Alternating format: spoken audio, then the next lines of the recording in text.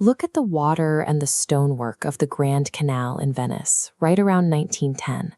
The city is floating, decaying, and entirely detached from the modernizing world around it. Imagine walking into a dining room here. You look around for floral arrangements or the tapestries, but the traditional concept of decor has been entirely replaced. The environment revolves around a single living, breathing human being at the head of the table.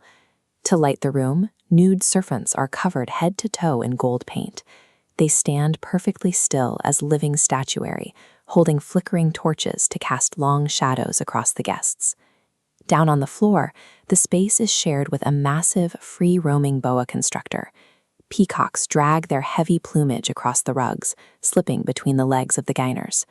Every element of the room is engineered to sever your connection to the ordinary world.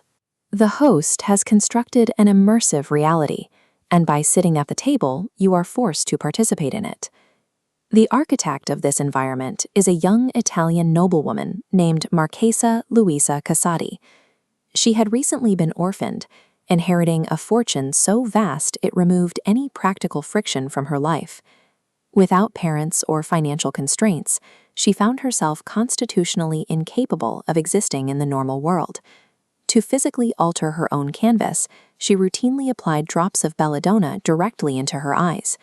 Belladonna is a highly toxic plant extract, and she used it to paralyze her iris muscles, keeping her pupils permanently, unnaturally dilated. Most aristocrats with unlimited wealth simply bought paintings or sculptures to hang on their walls. Casati abandoned the act of collecting altogether to turn her own body into the masterpiece. To house this endeavor, she acquired a crumbling palazzo directly on the Grand Canal.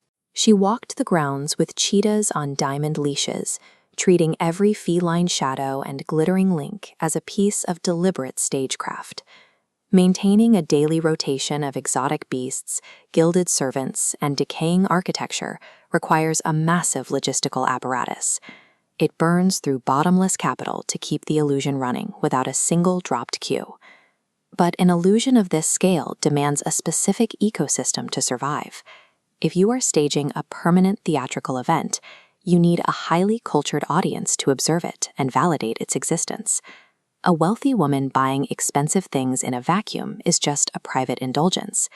To elevate those actions into a formal artistic movement, she needed critics and collaborators to articulate the vision. Enter Gabriele D'Annunzio. At the time, he was the most famous writer in Italy, a man who possessed a deep well of rhetorical excess.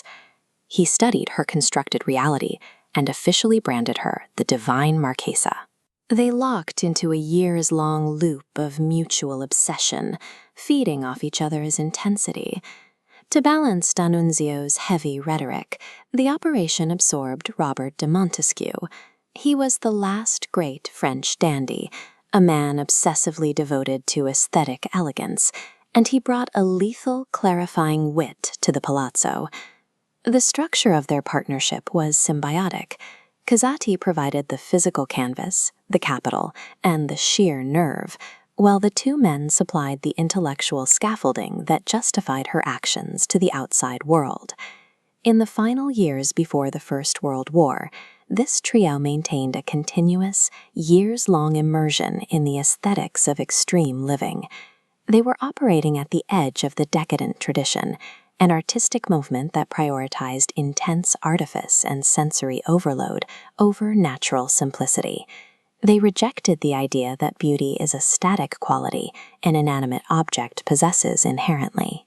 Instead, beauty is an event, a spark flashing into existence during the active collision between a perceiving mind and a perceived world, requiring full presence from both. Decades before anyone coined the terms performance art or curated persona, they were mapping the territory.